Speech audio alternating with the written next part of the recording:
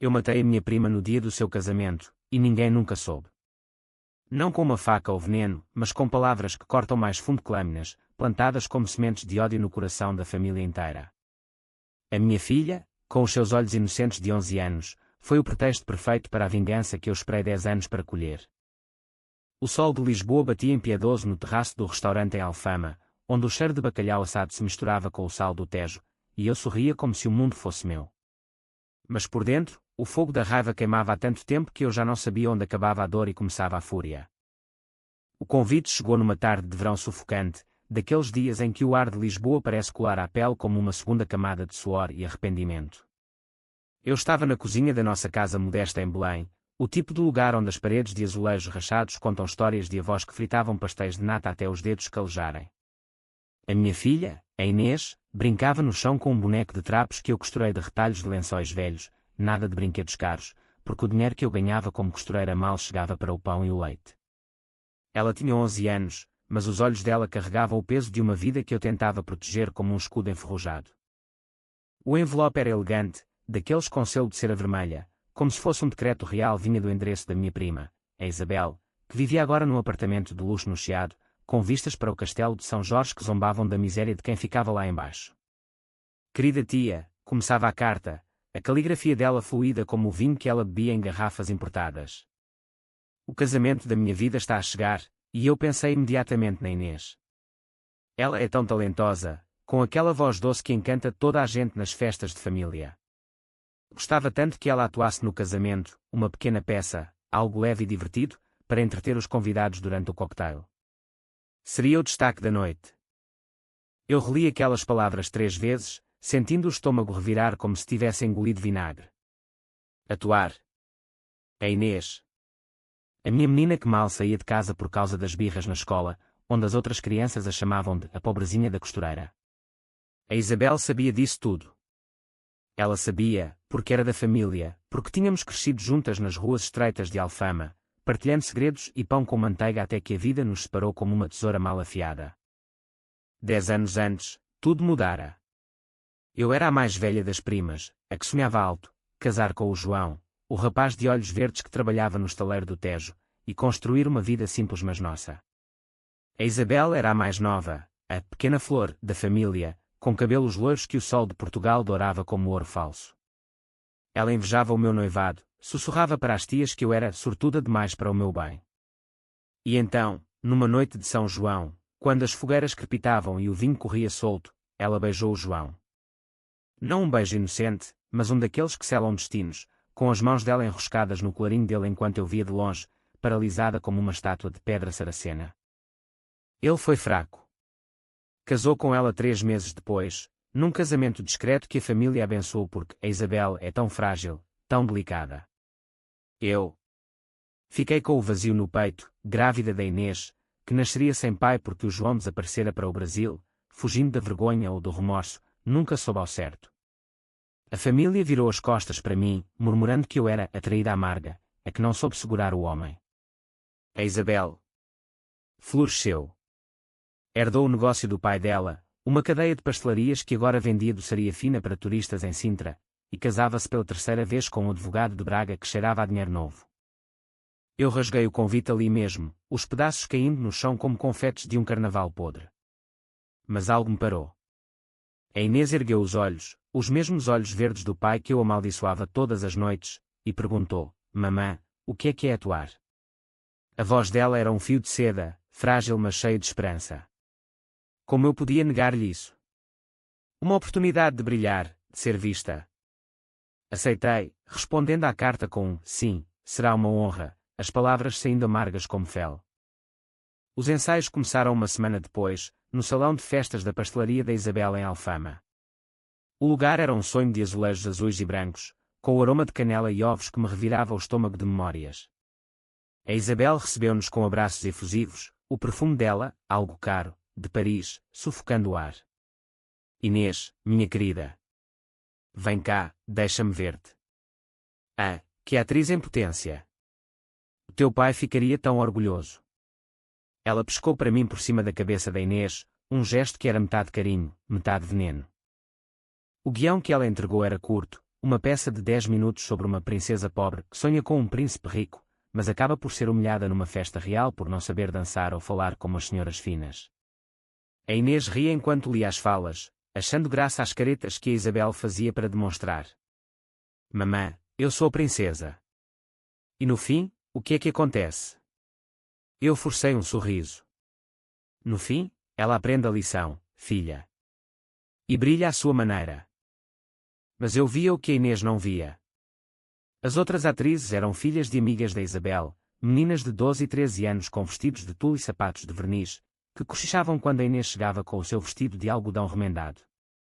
A Isabel dirigia com um sorriso perpétuo, corrigindo a Inês com doçura excessiva. Não, querida, não grites tanto, as princesas pobres falam baixinho, para não incomodar. E tenta andar mais devagar, como se o chão fosse de ovos. Cada palavra era uma agulha, fincando devagar no tecido da autoestima da minha filha. Eu ficava sentada num canto, costurando bainhas invisíveis no ar, os dedos tremendo de raiva contida. Por que fazer isto? Por que expor a Inês assim? A resposta veio numa conversa sussurrada que ouvi entre a Isabel e a sua madrinha, a tia Rosa, enquanto eu fingia arrumar as cadeiras. É perfeito, não é? A miúda vai tropeçar no vestido, gaguejar as falas, toda a gente vai rir, e a família vai ver como a irmã do João é patética. Depois do que ela me fez, roubando-me a juventude com aqueles olhares de superioridade. A tia Rosa riu baixinho. Vingança doce, Isabel. Como o nosso pastel de nata. Naquele momento, algo se partiu em mim. Não era só raiva, era uma frieza calculada, como o aço de uma navalha que eu usava para cortar tecidos. Eu planeei ali, no silêncio do salão vazio, enquanto a Inês dormia no meu colo no autocarro de regresso a Belém. A humilhação seria dela, não nossa. Eu transformaria aquela peça num espelho que refletisse a podridão da Isabel para toda a família ver. Mas devagar, com paciência de quem tece uma mortalha. Os dias seguintes foram um tormento disfarçado de rotina. De manhã, levava a Inês à escola, onde ela voltava com desenhos de coroas e castelos, sonhando com o seu grande momento. À tarde, costurava para clientes que reclamavam de cada ponto torto, o salário pingando como gotas de chuva num telhado furado. À noite, sentava-me à mesa da cozinha com uma chávena de café frio e o guião rasgado em pedaços, reescrevendo na minha mente. Adicionei falas subtis, referências ao príncipe que fugiu para terras distantes por cobardia, à rainha falsa que usa coroas de mentiras. Nada óbvio, mas o suficiente para que as tias atentas farejassem o cheiro de escândalo. Contei à Inês uma versão suavizada. Vamos tornar a princesa mais forte, filha. Ela não vai tropeçar, vai dançar como se o mundo fosse dela. Ensaiávamos em casa, sob a luz fraca da lâmpada que piscava como um coração irregular. Ela ria, girando no vestido que eu alterara para caber perfeitamente, os cabelos castanhos soltos como uma cascata de chocolate derretido. Mas nos meus sonhos, via o rosto da Isabel contorcido em pânico, o vestido de noiva dela manchado não de vinho, mas de lágrimas. O dia do ensaio geral chegou como uma tempestade de verão. O salão estava decorado com flores de laranjeira, o perfume delas misturando-se ao suor nervoso das meninas. A Isabel circulava como uma rainha, o anel de noivado brilhando como um farol de falsidade. Inês, hoje é a tua vez de brilhar sozinha. As outras meninas vão só fazer fundo, tu és a estrela pobrezinha que todos vão adorar odiar. Ela riu, mas os olhos dela eram frios como o mármore de um túmulo. Quando a Inês subiu ao palco improvisado, o coração dela batia tão forte que eu o ouvia do meu canto. Ela começou bem, eu sou a princesa do Rio, com sonhos maiores que o Tejo. Mas na parte da dança, uma das meninas, acidentalmente, derrubou uma cadeira, fazendo-a tropeçar. Risos abafados ecoaram, e a Inês corou até às orelhas, os olhos enchendo-se de água. Desculpa, mamã, sussurrou ela ao descer, correndo para mim. Eu abracei-a, sentindo o corpinho dela tremer como uma folha ao vento. Não há desculpas, minha amor. Amanhã, mostramos-lhes quem és. Mas por dentro, o plano solidificava-se. Eu roubara o guião original da secretária da Isabel durante uma pausa, um risco calculado, enquanto ela tagarelava com a florista. Agora, com o original na minha mala, eu reescreveria o suficiente para virar o jogo. A peça não seria sobre humilhação. Seria sobre revelação. Naquela noite, em Belém, escrevi a carta anônima. Endereçada à tia Rosa, a fofoqueira da família, descrevia rumores sobre o noivo da Isabel, um caso antigo com uma secretária em Braga, provas que eu inventara baseadas em conversas ouvidas ao acaso. Nada comprovado, mas o suficiente para semear dúvida. Enviaria no dia do casamento, via correio expresso, para chegar durante o cocktail. E a peça? A Inês diria falas que ecoassem essas verdades, como ecos de um sino rachado. Eu não dormi. O Tejo rugia lá fora, as águas escuras carregando segredos como o meu. Pela primeira vez em anos, sentia-me viva, não com alegria, mas com a frieza de quem segura uma arma carregada. A Isabel queria humilhar a minha filha. Eu humilharia a vida dela, pedaço a pedaço, até que o vestido de noiva se tornasse uma mortalha. O dia do casamento amanheceu com um céu de porcelana, daqueles azuis intensos que fazem Lisboa parecer uma pintura renascentista, mas para mim era apenas o palco perfeito para o caos que eu orquestraria. Acordei a Inês cedo, penteando os seus cabelos com cuidado, como se cada madeixa fosse um fio de uma teia que eu tecia há anos. Hoje és a rainha, filha. Ninguém te vai calar. Ela sorriu, os dentes de leite brilhando, alheia ao veneno que corria nas minhas veias. Vestimos-nos com o que tínhamos de melhor, o vestido dela, agora com laços que eu costurara na noite anterior, bordados com fios dourados roubados de um trabalho antigo, o meu, um conjunto preto simples que me fazia parecer uma viúva em luto pelo que fora roubado. No autocarro para Alfama, a Inês recitava as falas alteradas, a voz ganhando força a cada sílaba.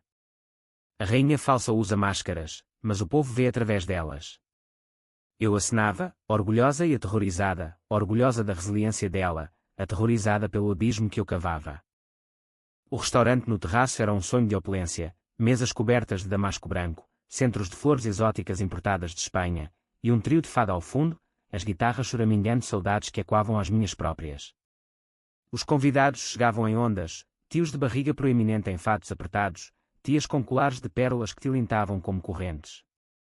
A família toda, reunida pela primeira vez desde o funeral do avô, 10 anos atrás, quando a Isabel ainda era a pobrezinha, e eu a noiva radiante. Ela apareceu no topo da escadaria como uma deusa pagã, o vestido de seda árvore caindo em camadas que sussurravam promessas de eternidade. O noivo, o Miguel, seguia-a com um sorriso de plástico, os olhos varrendo a multidão como um banqueiro avaliando investimentos. Bem-vindas, gritou a Isabel, erguendo uma taça de champanhe que borbulhava como mentiras. Os aplausos foram ensurdecedores, mas eu vi o pânico nos olhos dela quando me avistou ao lado da Inês. Ah, a minha atriz favorita. Pronta para encantar. O cocktail começou com o sol a declinar para o Tejo, tingindo o céu de laranja e púrpura como sangue diluído. Eu manobrei a Inês para o palco pequeno montado no canto, um estrado de madeira coberto de pétalas. As outras meninas estavam lá, de braços cruzados, os olhares venenosos como cobras de escamas polidas. Boa sorte, pobrezinha, murmurou-me, a filha da madrinha, antes de se afastar com uma risadinha. A Inês subiu sozinha desta vez, a minha escolha, para que o foco fosse todo nela. O microfone crepitou, e o silêncio caiu como uma cortina pesada. Boa tarde, senhoras e senhores, começou ela, a voz tremendo só um pouco, como uma folha no outono. Esta é a história de uma princesa que aprendeu a ver além das coroas falsas. Os convidados sorriram, achando graça à doçura infantil. Mas eu vi a Isabel congelar, a taça a meio caminho dos lábios. A peça desenrolou-se como um novelo que eu desenrolara com precisão cirúrgica. A Inês dançava agora com graça, os passos que ensaiáramos até à exaustão, girando como se o terraço fosse o seu reino. As falas fluíam, o príncipe fugiu para terras longínquas, deixando a princesa com um vazio maior que o mar. Mas a rainha usava um vestido de mentiras, prometendo amor enquanto tecia teias de engano. Murmúrios começaram, tias inclinando cabeças, tios franzindo sobrolhos. A Isabel tentou intervir, rindo alto demais. Que imaginação, Inês! Continua, querida. Mas a Inês não parou. E quando o povo descobriu os segredos da rainha, os amantes escondidos em hotéis de Braga, as promessas quebradas como pratos de cerâmica, a coroa caiu, e a verdade brilhou como o sol de Lisboa. O salão explodiu em sussurros. Eu vira a carta chegar minutos antes, entregue pela mão trêmula de um estafeta, a tia Rosa abrirá discretamente, os olhos arregalados, passando-a para a vizinha como um veneno contagioso. Agora, os olhares viravam-se para a Isabel, que empalidecia sob a maquilhagem impecável. A peça acabou com a Inês curvando-se, o aplauso disperso como folhas ao vento. Alguns bateram palmas com entusiasmo, os que viam a inocência, outros, com malícia, os que farejavam escândalo. A Isabel correu para o palco, abraçando a Inês com força excessiva, sussurrando algo no ouvido dela que a fez encolher. "O que é que disseste, mamã?" perguntou a Inês ao voltar para mim, os olhos confusos. "Nada, filha. Ela só está feliz." Mas eu sabia. Pequena traidora, devia ter dito, ou pior. O fogo em mim ardia mais quente agora. O casamento prosseguiu, mas o ar estava carregado, como antes de uma trovoada. Durante o jantar, os bancos vaziaram ao redor da mesa da Isabel, tias cochichavam sobre o caso em Braga, baseadas na carta que eu plantara como uma semente de discórdia. O Miguel, o noivo, bebia demais, os olhos dele fixos no telemóvel, talvez verificando velhas mensagens. Eu dancei com a Inês no meio da pista, o fado agora um lamento gutural que parecia ecoar os meus pensamentos. "Mamã, por que é que toda a gente olha para a Isabel com caras feias?" perguntou ela, a cabeça no meu ombro.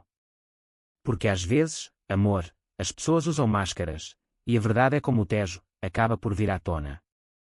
Ela assentiu, satisfeita com a resposta poética, mas eu sentia o peso da mentira que contava a mim mesma. Isto era só o começo. A meia-noite trouxe o corte do bolo, uma torre de doce de ovos e merengue que desabou ligeiramente quando Miguel o fatiou, um presságio, diriam as tias supersticiosas. A Isabel sorria para as câmaras, mas as lágrimas nos olhos dela não eram de alegria. Eu aproximei-me durante os brindes, fingindo felicitações. "Que peça adorável, prima." A Inês inspirou-se em histórias da família, sabes? Aquelas que se contam ao domingo, depois do bacalhau. Os olhos dela cravaram-se nos meus, cheios de ódio puro. "Cuidado com o que plantas, Ana. As raízes podem sufocar-te." Eu só costuro, Isabel. Mas as linhas da vida, elas embaraçam-se sozinhas. Afastei-me, o coração martelando como o sino da Sé de Lisboa. O plano estava em movimento, mas o custo, o olhar ferido da Inês, a dúvida que agora pairava sobre o dia dela, roía-me como ácido. Na viagem de regresso, a Inês adormeceu no meu colo, exausta mas radiante. "Fui boa, não fui, mamã." "Foste perfeita." Mas no escuro do autocarro, as lágrimas vieram, quentes e amargas. Vingança era um vinho tinto, doce na língua mas que deixa a boca seca. E eu bebia até à última gota, sabendo que o copo se enchia de novo a cada memória do beijo roubado. Os dias seguintes foram um turbilhão de ecos. A família explodiu em chamadas e mensagens, a tia Rosa ligara-me na manhã seguinte, a voz trêmula de excitação maliciosa. "Ana, o que raio aconteceu no casamento? Dizem que o Miguel tem uma amante, e aquela peça." Parecia uma acusação. Fingi choque. "Não sei, tia." A Inês só leu o guião que a Isabel lhe deu. Mas espalhei mais sementes, uma conversa casual com a prima Lúcia sobre como os homens fogem quando as coisas apertam, aludindo ao João sem nomeá-lo. A Isabel retaliou rápido. Uma semana depois, recebi uma conta pelo aluguer do vestido da peça, 100 euros que eu não tinha. "Paga o processo", dizia a nota anexa, a caligrafia dela agora rígida como ferro. Ri sozinha na cozinha, rasgando o papel. Em vez de pagar, enviei uma prenda anónima ao Miguel, um livro antigo de poesia portuguesa, com uma dedicatória falsificada, para o príncipe que foge, com saudades da secretária de Braga. O endereço eu o roubara do convite de casamento. O casamento dela não acabou em divórcio imediato, o Miguel era demasiado orgulhoso para cancelar a lua de mel nas Ilhas dos Açores. Mas as fotos nas redes sociais mostravam sorrisos forçados, e os comentários das tias eram veneno puro. "Que pena, Isabel, sempre a atrair problemas." A Inês, alheia, desenhava mais princesas, agora com coroas de espinhos. "Mamã, a princesa vence sempre, não vence." "Sim, filha. No fim, vence." Mas dentro de mim, a vitória era uma faca de 2 gumes. Cada noite, sonhava com o João, não com ódio, mas com uma saudade que doía como uma costela partida. A vingança curava ou infectava. Eu não sabia, mas continuava a tecer, fio a fio, o padrão da destruição. Os meses que se seguiram ao casamento foram como o inverno de Lisboa, cinzento, úmido, com chuvas que infiltravam as juntas das janelas e o coração.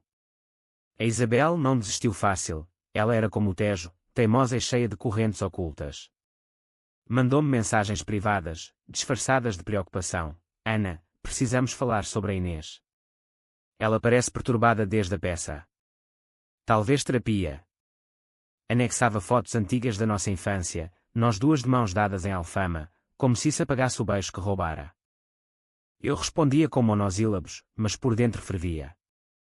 A Inês mudara, sim, não pela peça, mas pelas noites em que ela acordava a chorar, sonhando com risos cruéis. Mamã, por que é que as outras meninas me odeiam? Eu abraçava-a, mentindo, não te odeiam, filha. Invejam o teu brilho. Mas a culpa corroía-me como ferrugem num ferro de engomar. A minha vingança salpicara de lama, e agora eu limpava as nódoas com promessas vazias. Decidi aprofundar o plano. Pesquisei o Miguel nas noites solitárias, o ecrã do meu telemóvel velho iluminando o quarto como um farol fantasma. Ele era advogado de uma firma em Braga, especializado em divórcios, irónico, não. Encontrei perfis antigos, comentários em fóruns de caça. Ele era adepto de safaris em África, matando leões por troféus. E, o melhor, um fórum anónimo onde ex-colegas fofocavam sobre o Miguel e as suas secretárias rotativas. Nada concreto, mas o suficiente para eu forjar uma identidade falsa, ex-amiga de Braga, enviando e-mails com provas, fotos editadas de um homem parecido com ele em hotéis duvidosos, texto colado de chats inventados. Enquanto isso, a família fraturava-se como um azulejo lascado. A tia Rosa organizou um almoço de reconciliação, em Sintra, num palácio de contos de fadas onde as paredes ecoavam segredos medievais. Fui, levando a Inês como escudo. A Isabel chegou atrasada, o rosto magro como se o estresse a comesse viva, o anel de noivado agora solto no dedo. Ana, podemos conversar a sós, pediu, a voz baixa como um confessionário. No jardim, sob românceras carregadas, ela desabafou, ou fingiu, o Miguel está furioso com aqueles rumores. Acha que foste tu, com a tua amargura. Ri, um som seco como folhas mortas. Eu só queria que a Inês brilhasse, Isabel.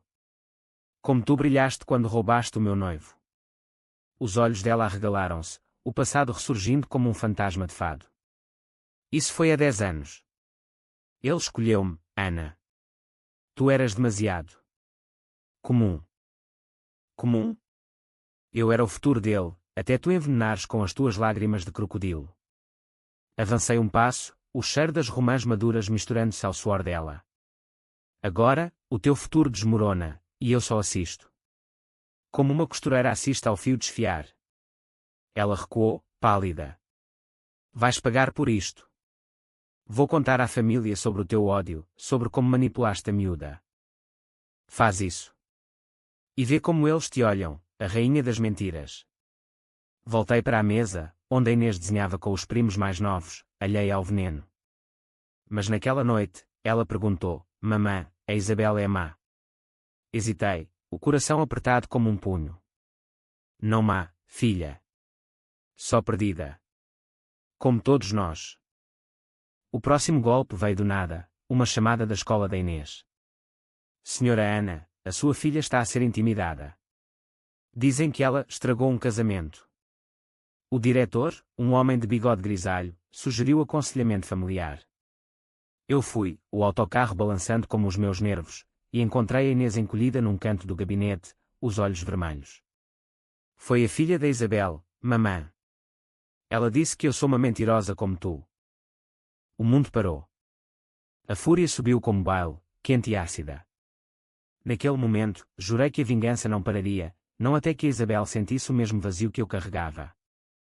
De regresso a casa, ensinei a Inês uma lição não do guião, mas da vida. Às vezes, filha, as palavras são espadas. Mas usa-as para te protegeres, não para ferir. Ela assentiu, mas vi a semente de dúvida plantar-se nos olhos dela. Eu escalei. Criei um perfil falso no Facebook, Memórias de Alfama, postando fotos antigas da família com legendas subtis, lembram-se do João. Fugiu para o Brasil depois de um coração partido. Alguns amores são como o fado, tristes e inevitáveis. As partilhas multiplicaram-se, tias comentando com corações partidos e perguntas veladas. A Isabel reagiu com um post furioso: inveja envelhece mal, foquem no presente. Mas o dano estava feito. O Miguel cancelou uma viagem de negócios, os olhos dele agora vigilantes como um cão de guarda. Dentro de mim, o conflito rugia. Cada noite, revivia o beijo, não o dela com ele, mas o nosso primeiro, sob as luzes de São João, o cheiro de sardinha grelhada no ar. O João era fraco, sim, mas eu amava-o com uma ferocidade que me definia. A Inês era o eco dele, e protegê-la significava destruir quem a ameaçava. Mas e se a destruição me consumisse? Eu ignorava a voz, costurando em vez de dormir, os padrões nas peças tornando-se labirintos de raiva. Um mês depois, o golpe mestre, descobri, através de um cliente que trabalhava na firma do Miguel, que ele tinha uma amante real, não inventada, mas uma estagiária de 25 anos, com apartamento em Alfama pago por ele. Não interferi, enviei o endereço à Isabel, anónimo, com uma nota: a rainha merece saber das suas cortesãs. Dias depois, vi-a no chiado, os olhos inchados, gritando ao telemóvel enquanto chovia. O divórcio veio rápido, os papéis assinados no notário de Lisboa, a família dividida em campos, uns culpando-a, outros a mim, sussurrando: a Ana sempre soube vingar-se. A Inês floresceu na ausência do caos, notas melhores na escola, amigos que a convidavam para pastéis de nata. Mas eu encolhia-me no espelho, as rugas aprofundando-se como valos de remorso. A vingança era lógica, gaiola por gaiola, mas o preço era a alma fragmentada. A primavera irrompeu em Lisboa como um grito de liberdade, a jacarandás tingindo as ruas de púrpura violenta, mas para mim era apenas mais uma estação de máscaras. O divórcio da Isabel fora um escândalo modesto, jornais locais murmuraram sobre advogado de elite cai em armadilha de paixão, mas a família sabia a verdade: eu era o arquiteto invisível. Ela mudara-se para um apartamento menor em Barro Alto, vendendo a casa de luxo para pagar advogados, o perfume caro substituído por tabaco barato que havia fumar nas varandas ao anoitecer. Eu via-a por acaso, no mercado da Ribeira, escolhendo peixe com mãos trêmulas, na missa da Sé, ajoelhada mas sem rosário, os lábios movendo-se em preces mudas. Cada encontro era uma vitória pírrica, o prazer misturado com náusea. A Inês perguntava menos agora, imersa em livros de aventuras que eu comprava em feiras de usados, mas ocasionalmente via-me a olhar para o nada e dizia: mamã, para te ficar triste. Somos felizes agora. Éramos. O meu trabalho como costureira florescia ironicamente, clientes da alta sociedade, remendando vestidos de festas que cheiravam a champanhe e traição. Uma delas, a viscondessa de algum título poeirento, confidenciou-me durante uma prova: ouvi dizer que foste tu que derrubaste a Isabel. Bem feito, ela sempre foi uma víbora. Ri, mas o elogio cortava como vidro.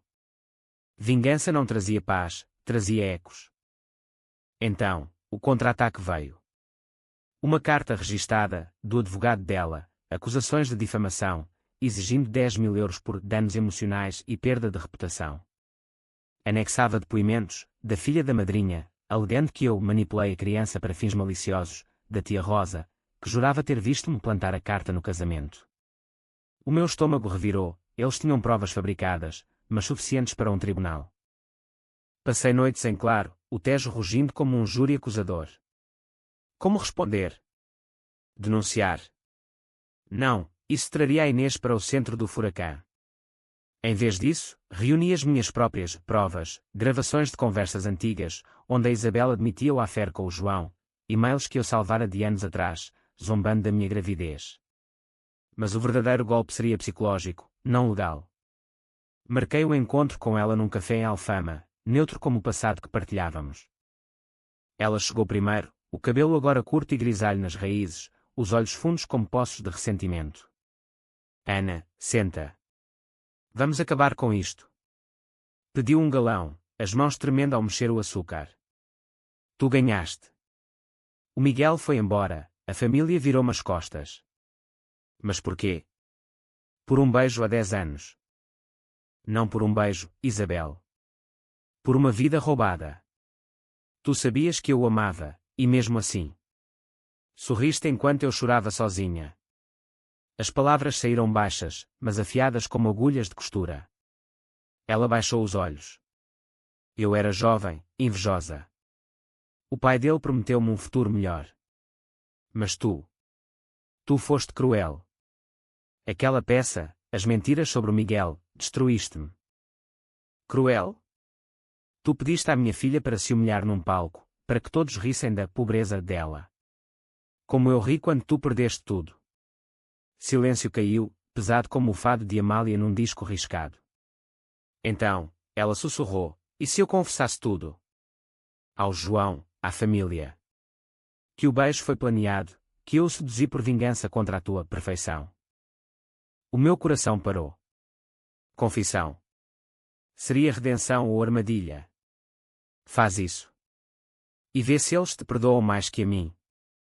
Levantei-me, deixando-a com o café intocado. Mas no caminho para casa, o pânico apertou, e se ela o fizesse? A família unida contra mim, tirando a Inês. Reforcei as defesas. Falei com a tia Rosa, a fofoqueira, sendo uma narrativa. A Isabel está a espalhar mentiras sobre mim para se vingar do divórcio. Pobre dela, tão sozinha agora. As sementes pegaram, chamadas solidárias inundaram o meu telemóvel, tias oferecendo bolos e conselhos. A Inês ganhou uma bolsa para aulas de teatro gratuitas, para a pequena estrela, diziam. Mas eu via as rachas, olhares desconfiados nos mercados, sussurros que paravam quando eu passava. O clímax veio no verão, num piquenique familiar em Cascais, as ondas do Atlântico batendo como tambores de guerra. A Isabel apareceu, magra como um espectro, trazendo um cesto de pastéis que ninguém tocou. Quer falar, anunciou, a voz quebrada. Toda a família parou, tios com garrafas de vinho, primas com crianças ao colo. Eu errei. Com a Ana, com o João. O beijo foi meu, uma vingança mesquinha contra a prima perfeita. E o casamento? Pedi à Inês para atuar porque queria ferir a Ana como ela me ferira com o silêncio dos anos. Gritos ecoaram, choques, acusações. A tia Rosa arremessou um pastel, traidora. O Miguel, convidado por engano, riu amargamente do canto. Agora confessas. Depois de eu perder tudo.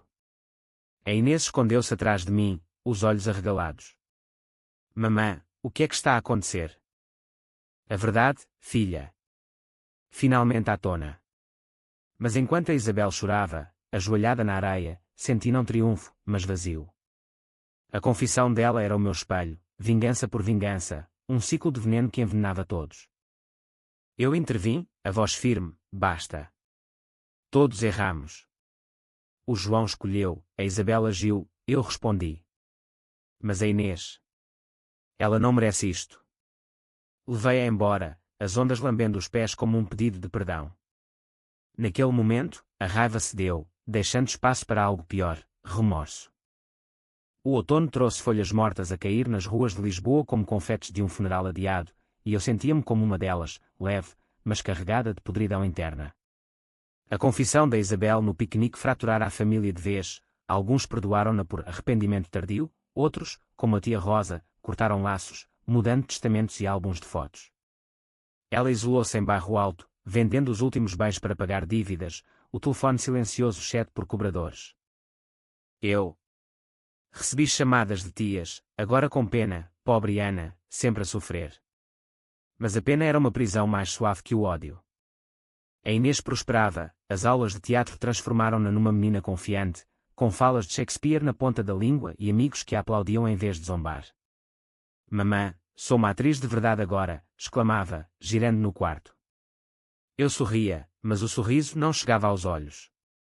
A vingança curara as feridas dela, mas abrira as minhas de par em par. Sonhos assombravam-me, o João voltando do Brasil, envelhecido e arrependido, estendendo a mão para a Inês. Acordava suada, o peito apertado como se um corset invisível me sufocasse. Decidi procurá-lo, não por amor, mas por fechamento. Um e-mail para um endereço antigo, encontrado em pesquisas noturnas, sou a Ana. A Inês pergunta pelo pai. Onde estás? Semanas sem resposta, até que veio, uma carta física, postada do Rio, a caligrafia trêmula. Ana, perdoa-me. Casei aqui, tenho filhos. Mas a Inês manda fotos. Eu envio dinheiro, se quiseres. Dinheiro. Como se isso costurasse o buraco. Mas enviei fotos, a Inês a rir na escola, a dançar no palco de um festival local. Ele respondeu com transferências mensais, pequenas mas regulares, e cartas cheias de remorsos. Eu fui covarde, fugi do escândalo que a Isabel armou.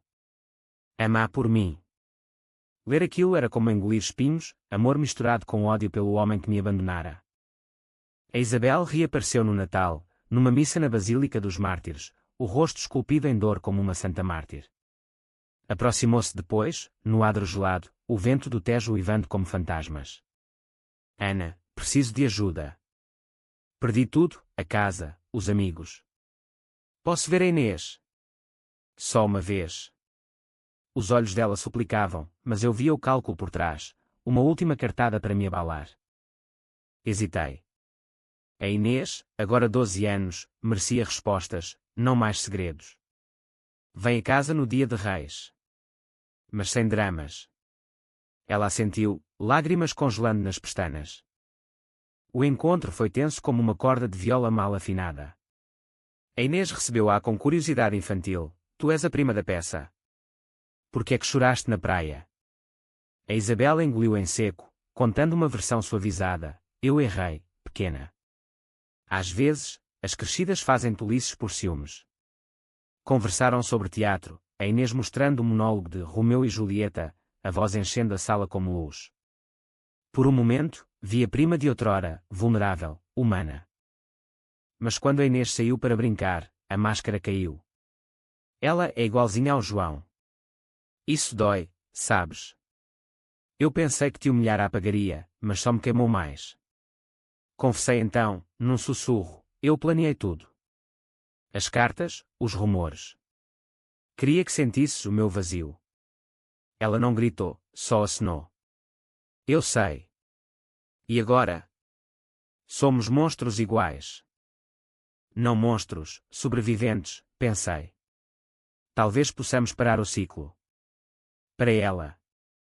Acordamos uma trégua frágil.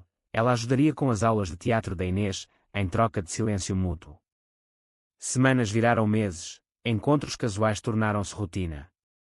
A família reparou, sussurrando sobre reconciliação milagrosa. Mas o passado não morre fácil.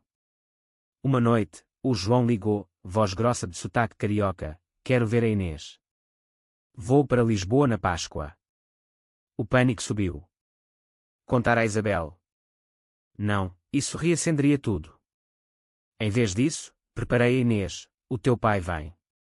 Mas ele partiu antes de tu nasceres. Perdoa se puderes.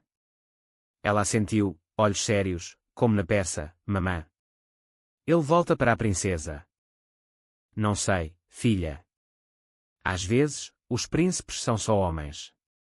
O encontro no aeroporto foi um turbilhão. Ele, grisalho e robusto, abraçando-a com lágrimas, ela, rígida mas curiosa. Eu observava de longe, o coração uma batalha de espadas. A Isabel soube por acidente, uma foto nas redes da escola, e ligou furiosa. Ele volta agora. Depois de tudo. Sim. E tu? Vais contar-lhe a tua parte. Silêncio. Não. Deixa o passado morrer. Mas não morreu. O João ficou uma semana, passeando com a Inês por Belém, comendo pastéis e prometendo visitas. Ele e eu conversámos uma noite, no terraço da casa. Perdoa-me, Ana. A Isabel. Ela mentiu, disse que tu não me querias mais. Ri amargamente. E tu acreditaste. Mas agora, pela Inês, paz. Ele partiu, deixando um vazio preenchido por cartas e chamadas. A Isabel e eu tecíamos uma amizade forçada, costurando feridas com linhas fracas. Mas dentro, a dúvida persistia, era redenção ou prisão.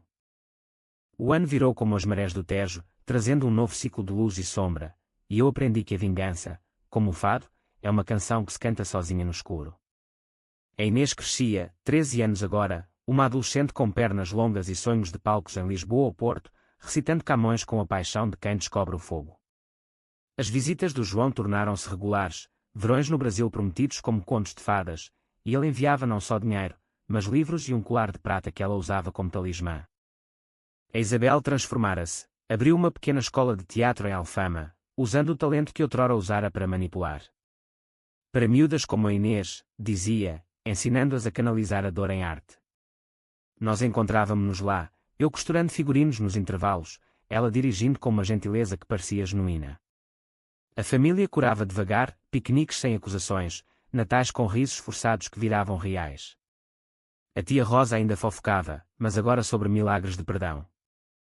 Mas a paz era frágil como o vidro de Murano. Uma noite de verão, durante um festival de fado em Alfama, o passado ressurgiu. O João estava na cidade, e Isabel convidou-nos para um jantar privado, fecho de ciclo, disse. O restaurante era o mesmo do casamento, o terraço agora iluminado por lanternas que dançavam como fantasmas. Sentámo-nos os quatro, eu, a Inês, o João, a Isabel. Vinho fluía, histórias antigas saíam como confissões etílicas. Foi um beijo estúpido, admitiu ela, os olhos no copo. Eu queria ser tu, Ana, desejada, segura. O João baixou a cabeça, e eu fui fraco. Fugir para o Brasil foi cobardia. A Inês, bebendo sumo, perguntou, então por que é que a mamã chorava à noite? Silêncio caiu, pesado como o ar salgado. Eu respondi, a voz rouca, porque o amor dói, filha. Mas ensina. Eu vinguei-me, feri a tua tia, espalhei mentiras. E isso quase nos destruiu. Lágrimas vieram, quentes como o vinho. A Isabel estendeu a mão, eu comecei. Mas paramos agora. O João abraçou a Inês, e eu fico. Não fujo mais. Naquela noite, sob as estrelas que pontilhavam o céu de Lisboa, senti o peso levantar-se. Não era fim perfeito, cicatrizes ficam, dúvidas sussurram. Mas era começo, a Inês dançando no terraço, rindo com o pai, eu e a Isabel partilhando um cigarro roubado, fumando pecados passados. Anos depois, a Inês estreou numa peça no Teatro Nacional, uma história de família fraturada que se reconstrói. Eu via da primeira fila, o coração inchado de orgulho. A Isabel aplaudia ao meu lado, o João do outro. Vencemos, sussurrou ela. Não vencemos. Sobrevivemos. E isso bastava. Em Lisboa, onde o Tejo carrega segredos para o mar, aprendi que a verdadeira drama não é a humilhação ou a vingança, mas o coração humano, frágil, feroz, capaz de quebrar e sarar. A minha filha brilhava no palco, e eu, na plateia, finalmente vi a luz.